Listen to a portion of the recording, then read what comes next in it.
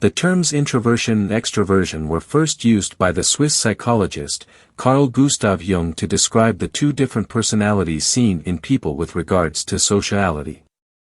Introverts are those who are naturally reserved, inwardly directed, and not outgoing. Extroverts are the opposite of introverts.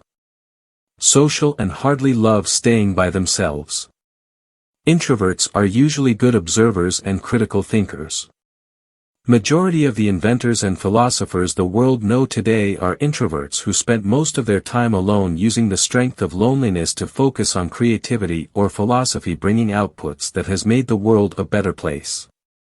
Examples of these men would include Albert Einstein, Nikola Tesla, Elon Musk, Bill Gates, Carl Jung, Friedrich Nietzsche, Arthur Schopenhauer, and so much more. The gift of introversion can easily be hijacked by several destructive habits and addictions when one's life is that of zero ambitions. Introverts appear to be the most vulnerable to several addictions like drugs, weed, FAP, and lots more. The reason for this could be attributed to the fact that being an introvert, you are mostly in isolation, and when this isolation converges with a life of no purpose, you always find ways to distract yourself from the emptiness and immense boredom that comes with it. By a life of purpose, you are living with a goal to achieve which shall be beneficial to you, your society, and or even the whole world at large. This goal wakes you up every morning and makes you enthusiastic about your day. When you live such a life, the zeal for actualization of these goals shall occupy your mind most of the times, such that thoughts of FAP shall find no way to creep in. Among the numerous attributes of introverts, when one has put his mind to any task, he is hardly stopped till he ends up achieving such a task. Many introverts of the modern era have no opportunity to realize this because they have no task they live to achieve in the first place except for those at his workplace. Their life would follow the regular pattern of school, graduate, find a work and become an employee till old age when you get to retire. In the modern age, when you have no eagerness to think for yourself, you end up following societal norms and patterns and expectations. There are numerous distractions in our time that anyone who finds no time to think for himself will hardly find reasons to do otherwise. Our phones are always with us, with the social media just a click away, and once we are bored, it keeps us engaged with heavy loads of dopamine pouring into our brains. When we are done consuming feeds and tired of continuous scrolling, we would turn on movies or hit the adult website sexual gratifications, which we often end up regretting as soon as climax has occurred. Life continues this way, and one day you wake, the days of your youth when there was maximum strength and vigor is gone. When modern era has made introverts less productive than they should be, the same modern era has made other introverts whose lives are intentional highly sought after in certain fields like digital content creation, programming, web development, and several others. These are vocations that do not care if you're in your room or office, all they need from you is maximum attention and determination. Introverts can work from home and be highly successful as long as they are doing what they love. There is a way out, even though you've gone too far into the wrong direction. No matter how long or far anyone has been traveling in the wrong direction, he can still turn back as long as he realizes he has been walking wrongly. It is often worse when you don't know in darkness. As an introvert who has been struggling with Nofap, this is how you can break free and live a life you shall be proud of. Way out. 1. Employ the double D. What is this double D? Determination and discipline.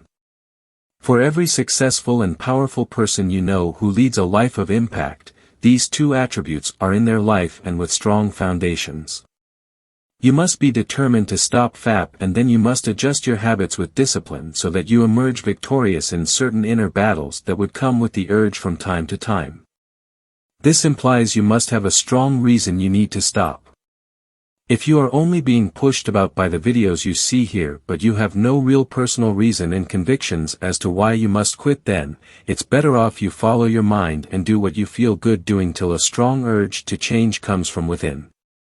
This strong urge shall enact your discipline, without which you will never win such internal battles of relapsing. 2. Enter dopamine fasting. Dopamine fasting is necessary when you want to figure out what to do with your life. Dopamine is released when satisfactions are granted. The more it is released, the more the brain craves more of it to be released. It continues like that, such that anyone who continuously satisfies the urge to feed the brain with cheap dopamine shall be very lazy, with a life of depression and chronic fatigue. When you work for prolonged or long-term results, dopamine release is delayed, and the output of such a work evokes its release, such that when your brain gets used to such pattern of dopamine release, your life shall be highly a productive one. However, most people continue to succumb to its cheap release all the time, and that's why their life is depressed. Dopamine fasting means avoiding the things you would often do to either distract yourself from your soul or get into the fast lane and avoid root of nature. To many people in the modern era, they include social media, movies, sex, fap, alcohol, video games, and many others. You must avoid all of these and embrace the boredom that shall come with it. Your brain, in its inability to stay in boredom, must find for itself things it must engage. At this moment, you get to realize the quantity of your precious time you give to social media and other platforms on which you feed your brain cheap dopamine. During the time of this boredom, what is that one thing that tends to be a way dopamine is still released with fruitful long-term results? This is likely where you should be. 3. Read books. Reading of books shall be really helpful during the period of dopamine fasting. In a world where a man can easily impregnate his spouse with or without being mentally prepared for the work of fatherhood, children would grow not knowing what or what not to do, and sometimes they end up listening to friends who most times do not also know better. In reading books, you learn from direct experience of other people. Reading feeds your mind with views and information your mind could never have come across, making your knowledge wide, making your thinking broad. Malcolm X was an average street kid whose life was bound to follow the path of every other average street kid's, an unintentional life with no reason for his name to be heard. It was after he spent times in jail secondary to a crime that follows the street that his life changed.